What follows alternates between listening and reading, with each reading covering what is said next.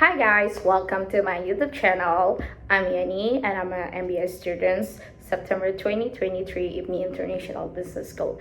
And right now, I just want to share with you guys some key takeaways or points that I've learned from influence and negotiation class lectured by my beautiful Miss Chutshana Zahirsha SHMH, who is an intellectual property consultant, corporate lawyer, family lawyer, and of course a dedicated wife and also a mother of two. So without further ado, let's take a look of the following explanation, and here we go. Okay guys, so maybe the first question, the biggest question, definitely, what is negotiation, right?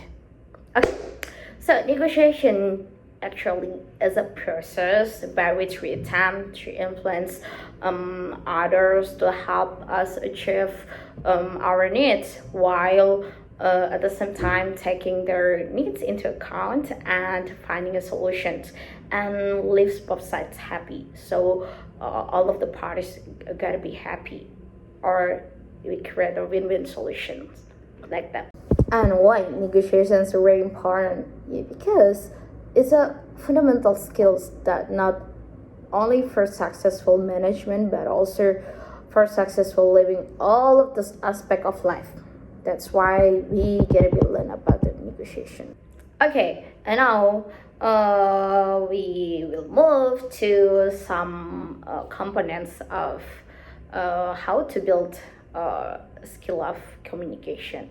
The first one that we gotta be learn is about the cultural and interpersonal communication. The second is verbal messages.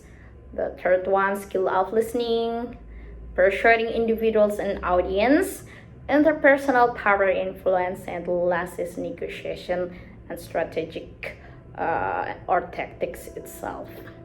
Now I will go to the first point is about cultural interpersonal communication. I will put some key takeaways from this topic. The first one is the cultural sensitivity is essential in avoiding misunderstanding and strengthening relationship in diverse environments.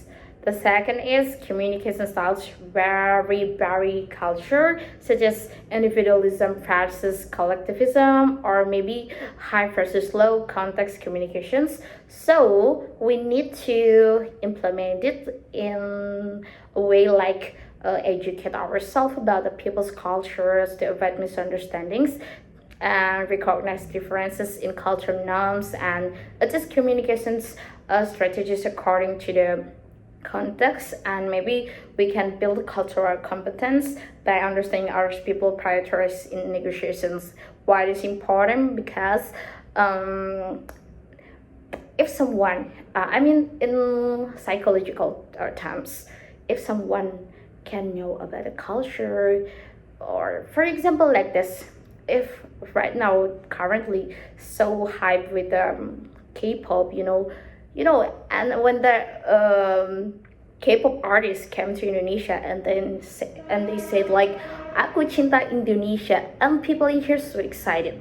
Yeah, the feelings same like that. I talk about the feelings in the psychological terms. So people are all of the parties will during the negotiation will be more closely each other if they know about one each other culture. So this is very important that we gotta be highlight or take it serious to learn about that. And now for the second topic is about verbal messages. Yeah, I will take some key takeaways from this topic. The first one is the meaning is subjective, very subjective. So always ensure a safe understanding and avoid ambiguity by using clear and specific language. And last, maybe we can assertiveness in conveying ideas without demeaning others. And how to implement it? Just we can clarifying the meaning to avoid misunderstandings, respect cultural backgrounds for more effective communications, like I said in a previous explanation, and also the practice assertiveness by expressing ideas clearly and respecting the opinions of others. And we can also use the specific language and avoid confusing terms. Yeah, maybe because our slang, yeah, it usually relate with the culture, because culture maybe can shape a slang, something like that. Yeah, so make sure we can uh, use a specific language, and also manage the deception carefully to maintain the trust in the workplace. And the last thing, avoid the stereotypes and treat each individual fairly. All right, guys. The third skills is about skills of listening, and this is the some key takeaways. The first one, receiving, which is you can put your focus or attention and avoid the distraction, and then you can understanding, trying to ensure understanding before making assumptions, and remembering. We can organize and report information for the long-term memory, and evaluating. We can try to differentiate between fact and opinion and avoid the premature conclusions. And responding, we can use nonverbal cues and provide supportive responses. And we can show our empathic, how we can understand others' feels. And polite, show the disrespect by not interrupting, and critical questions assumption in notice logical flows. And we can be active also, like focus on understanding and avoid the providing solutions without being asked, and avoid multitasking and bias. And the last is about resist being quick to judge. And from the implementation, let's say in the workplace, we can active listening, build trust, and avoid the miscommunications.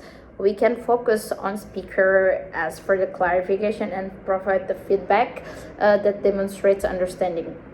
Also, we can adapt listening style to the situation. For example, when the topic is a little bit sensitive, maybe we can use empathic listening, and when evaluating data, we can use a critical listening. And we can try to minimize distractions in meetings, listen attentively, and provide the relevant responses. And we can adjust our communication speed on the situations and also the coworkers' needs. That's it. Okay, for the next step or topic is about persuading individuals and audience.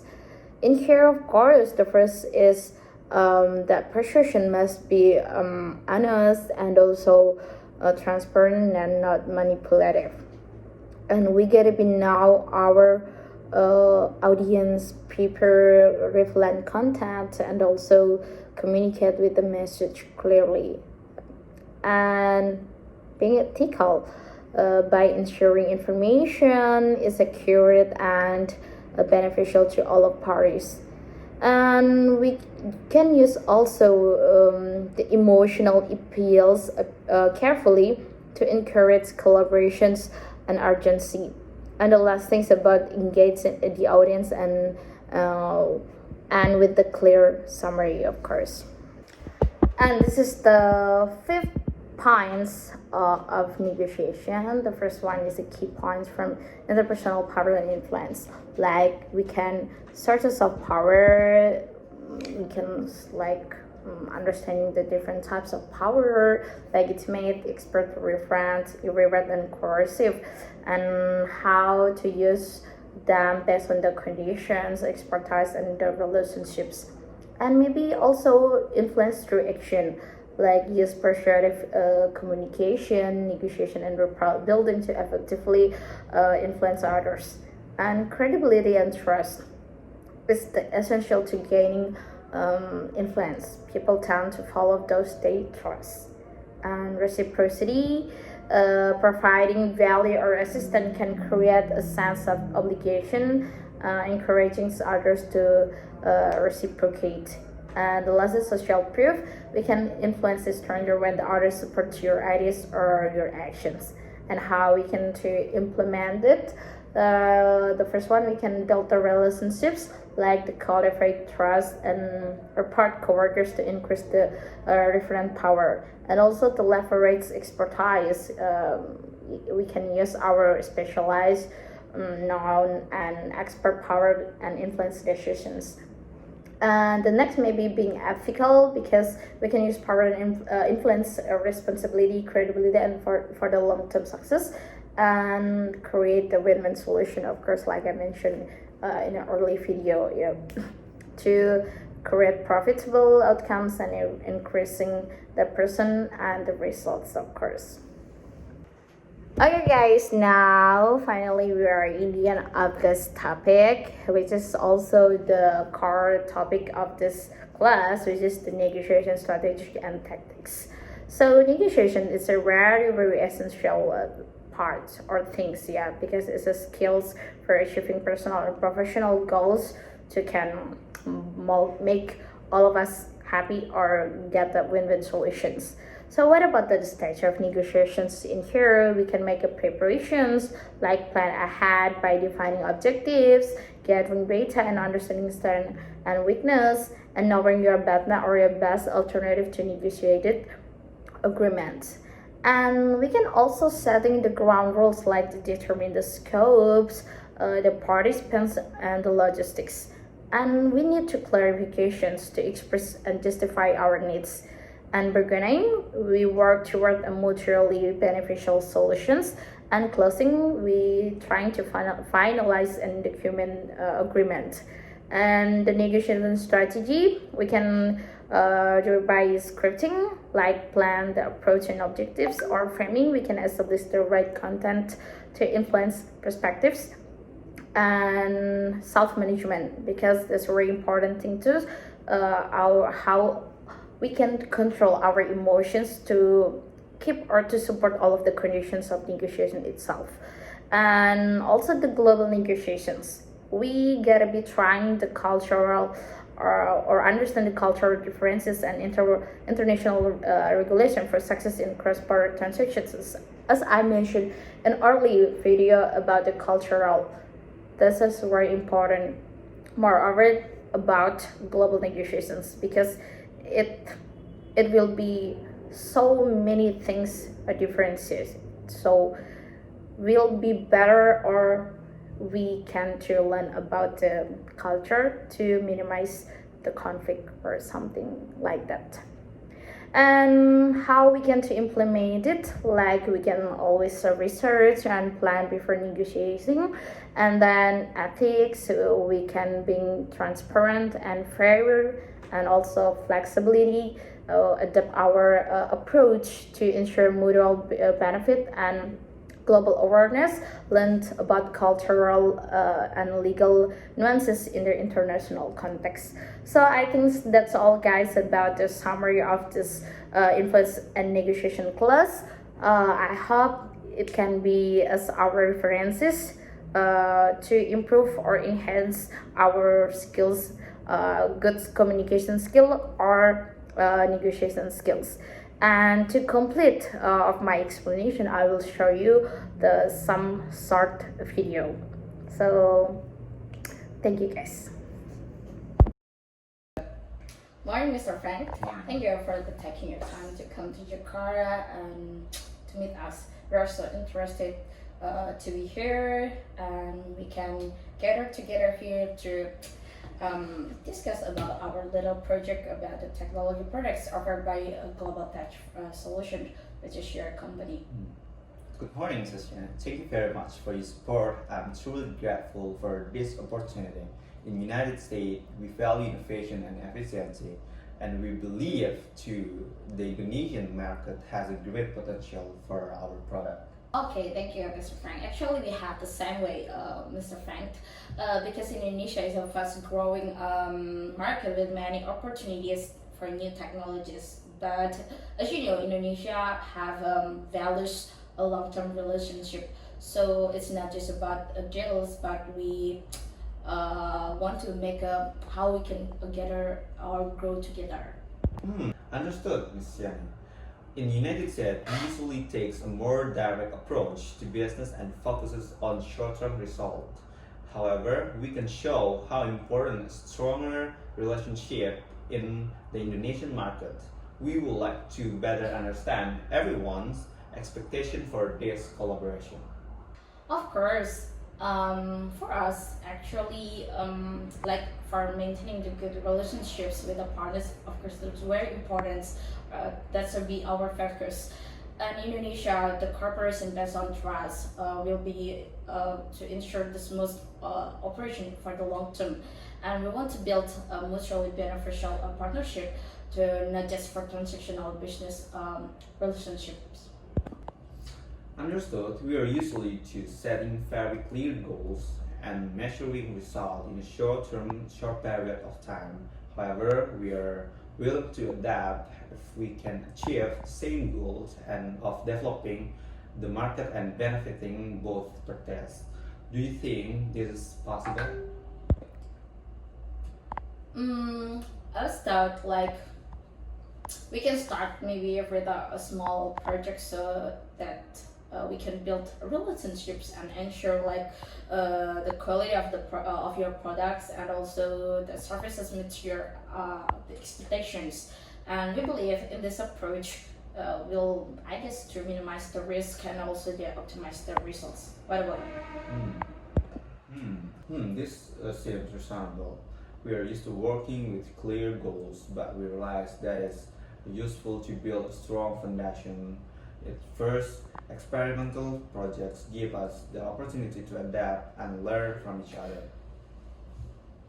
Yeah, that's right. What I mean, Mr. Frank.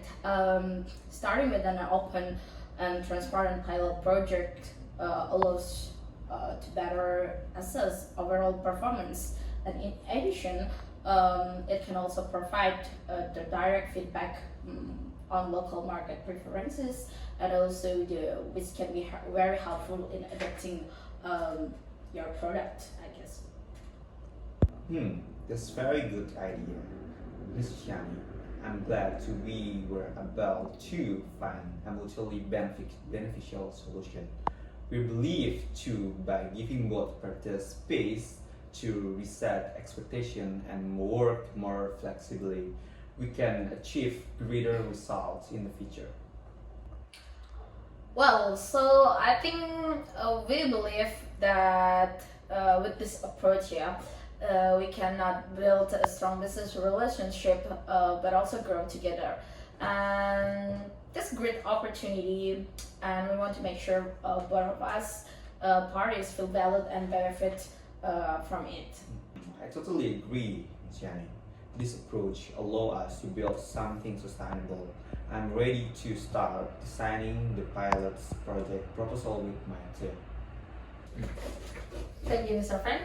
We believe this collaboration will be successful. I'm looking forward for this collaboration. Thank you. Thank you. See you. Bye. Alright guys, so thank you so much for watching my previous video. Actually, I just want to show you how Miss Yani and Mr. Frank were able to resolve their cultural differences, which are Miss Yani demonstrated the importance of long-term relationships, while Mr. Frank realized that, the importance of building a strong foundation first.